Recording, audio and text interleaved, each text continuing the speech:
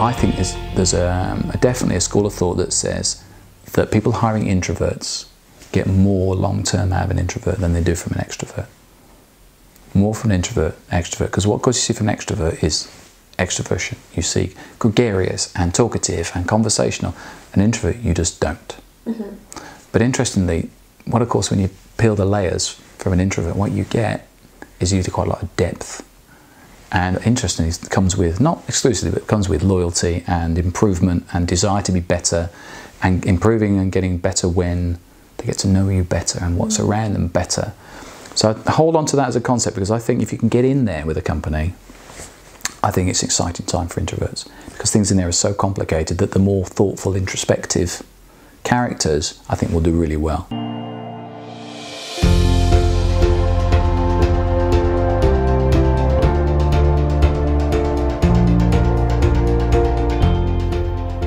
You've got to go in there with the confidence to think you're as good as, if not better than, other people. I see a lot of that when people are kind of carrying the perception that they're quite lucky to be interviewed. That's not going to work. So when you've kind of got over that, so there's a confidence issue, if you have a right to be there, and you're able to just really focus on what's going on in this interview situation.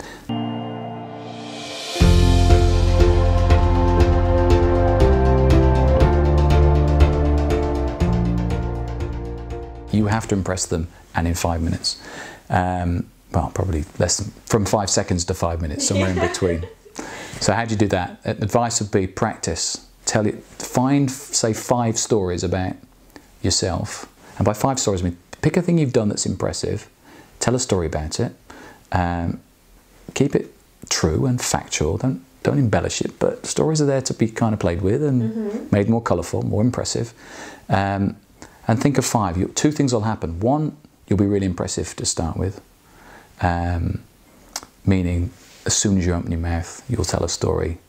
And force it out, but when it comes out, people start thinking, okay, there's a richness in there. And then, of course, when you dry up, which introverts tend to, when they see a question they don't like, you will almost certainly, by my experience anyway, see that one of these stories will fit. Okay. So it's kind of your fallback position. In case of emergency. In case of emergencies. And even if you have to break that story up to answer a question, there'll be something in one of those 5 stories that you'll think, oh, that works. Hang on, I know what to use. And you can relate that. So it'll help you when introverts kind of get the dry in the throat. I don't know what I'm going to do here. And the other thing I think is, third bit of advice, you've got to stand out from the start. But introverts hate to stand out. So your version of stand out, you've got to work out in your mind what stand out means as an introvert.